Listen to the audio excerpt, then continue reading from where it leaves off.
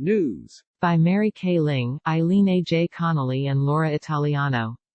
President Trump on Saturday night backed off a day-long threat to lock down New York City and the tri-state area, a proposal that had thrown 3 governors for a loop, including Gov.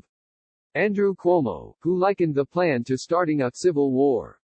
A quarantine will not be necessary, Trump wrote in a series of tweets Saturday night, reasoning that a travel advisory would suffice. And the travel advisory was merely a tepidly worded announcement, sans teeth, buried in the CDC website. The CDC urges residents of New York, New Jersey, and Connecticut to refrain from non-essential domestic travel for 14 days effective immediately, it said. The advisory stated it does not apply to such critical industries as trucking, public health, banking and food supply. Trump had said earlier Saturday that he was considering imposing an enforced 2-week quarantine and travel ban on New York, New Jersey and parts of Connecticut in hopes of protecting the rest of the nation from the epicenter of the outbreak. We'd like to see New York quarantined because it's a hot spot, he said in a surprise announcement that blindsided Cuomo, who ripped the idea as a civil war kind of discussion. This would be a declaration of war on states, the governor said on CNN. If you start walling off areas all across the country, it would just be totally bizarre, counterproductive, anti-America, anti-social, he said. We would be Wuhan, China, and that doesn't make any sense. We don't have any details and aren't sure what the president means by his comment, a City Hall spokesperson weighed in.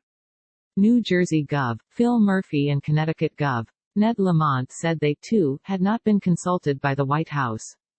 Confusion leads to panic, Lamont said. The potential ring around the epicenter had loomed as the pandemic's toll continued its alarming rise. Data released Saturday show the death rate from the coronavirus sharply accelerating in the Big Apple, with 1 person dying every 6 minutes in the 24 hours ending 4 p.m. Saturday. At least 222 more people died in those 24 hours from COVID-19, bringing the death toll for the city to 672, with some 30,000 testing positive. State and national numbers were also grim. More than 700 are dead statewide, and more than 1,700 are on ventilators, the vast majority in city ICUs. The United States remained the pandemic's hardest-hit country, with more than 119,000 cases and some 2,000 deaths. Those 2,000 deaths represent a 2-day doubling in the death toll. Trump had divulged virtually no details of his proposed lockdown, except to say it would exempt delivery trucks and vital personnel.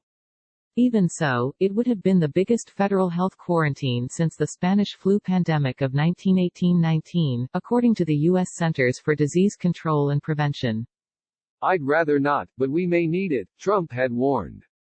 New York, New Jersey, maybe 1 or 2 other places, certain parts of Connecticut, quarantined. The president spoke as he prepared to board his Marine One helicopter en route to Norfolk, Virginia, where he oversaw the departure of the USNS Comfort hospital ship set to steam all day Sunday toward New York Harbor.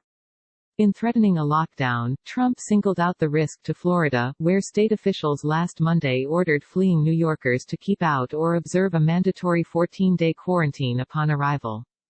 All incoming planes from the tri-state area are being boarded by law enforcement and state health officials under order of Gov. Ron DeSantis. Governors in other states, including Maryland, Texas, South Carolina and Rhode Island, have issued similar keep-out or quarantine orders for fleeing New Yorkers. But Trump's tri-state lockdown would have been the first quarantine to be federally mandated. They're having problems down in Florida, a lot of New Yorkers going down. We don't want that, he said. He doubled down later in the afternoon on a tarmac at Andrews Air Force Base, calling a potential quarantine of New York, New Jersey and at least parts of Connecticut, short-term, 2 weeks. Restrict travel, he said, adding he has been in talks with DeSantis. This would be an enforceable quarantine. And you know, I'd rather not do it, but we may need it. 8 hours passed with Trump issuing no further clarifications on what the lockdown would entail, or how it would be enforced. Neither did the White House. We are evaluating those options now, Chief of Staff Mark Meadows told reporters vaguely. Senator Chuck Schumer said he, too, was in the dark. All decisions must be made based on facts, science and the best advice from our public health professionals, and it must be done in close coordination with our local and state officials. I implore the President to work with New York officials, follow the experts and make evidence-based decisions.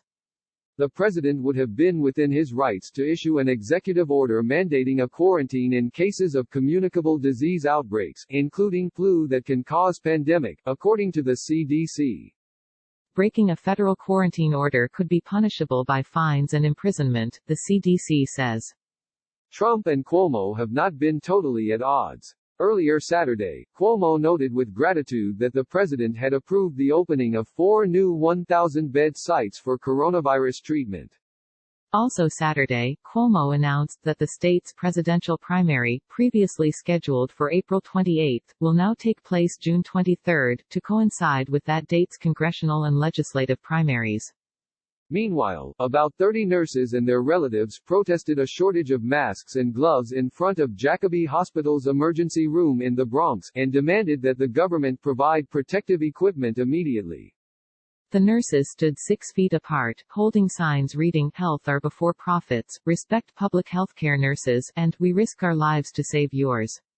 Reaction to the threatened federal lockdown was mixed for New Yorkers, who since last Sunday have been coping with a state mandate that bars group gatherings and closes most businesses but does not prohibit residents from traveling into and out of the state. Trump wanting to close off the tri-state area is, of course, disconcerting due to his history with walls and disdain for the state, said out-of-work bartender Camille Larkins, 23, of Bedford-Stuyvesant. But the state of corona in New York right now is not good. We will never flatten the curve if we don't contain and handle the problem. Additional reporting by Sam Raskin, Georgette Roberts, Christina Narejna, Bernadette Hogan and Nolan Hicks.